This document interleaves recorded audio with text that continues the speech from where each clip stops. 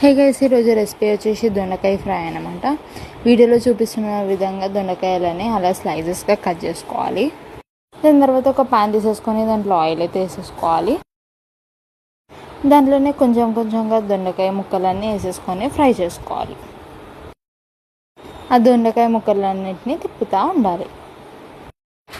దాంట్లోనే కొన్ని పల్లీలు వేసేసుకోవాలి. పల్లీలు ఆప్షనల్, వేసుకుంటే వేసుకోవచ్చు, లేకపోతే లేదు. వేసేసుకొని బాగా ఫ్రై చేసుకోవాలి. లైట్ బ్రౌన్ వచ్చేంత వరకు ఫ్రై చేసుకొని వేరే గిన్నెలోకి తీసేసుకోవాలి. అదే ప్యాన్లో కొన్ని కరివేపాకులు వేసేసుకొని అది కొంచెం వేపుకొని దొండకాయ ముక్కలన్నీ వేసేసుకొని కలుపుకోవాలి. దాంట్లోనే మసాలా కోసం ఒక మిక్సీ జార్ తీసేసుకొని దాంట్లో కొన్ని పుట్నాల పప్పు, 1 స్పూన్ ధనియాలు, 1 స్పూన్ జీలకర్ర, 1/2 స్పూన్ పసుపు, రుచికి సరిపడా ఉప్పు, కారం వేసేసుకొని మిక్సీ పట్టేసుకోవాలి. దాంట్లోనే ఒక 4-5 వెల్లుల్లిపాయలు వేసేసుకొని పొడి అయ్యేంత వరకు మిక్సీ పట్టుకోవాలి.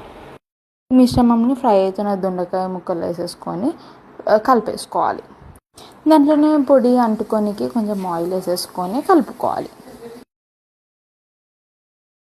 లాస్ట్కి కొంచెం కొత్తిమీర వేసేసుకుంటే రెడీ. ఈ వీడియో కనుక మీకు నచ్చినట్లయితే please like, follow, share and subscribe to my channel.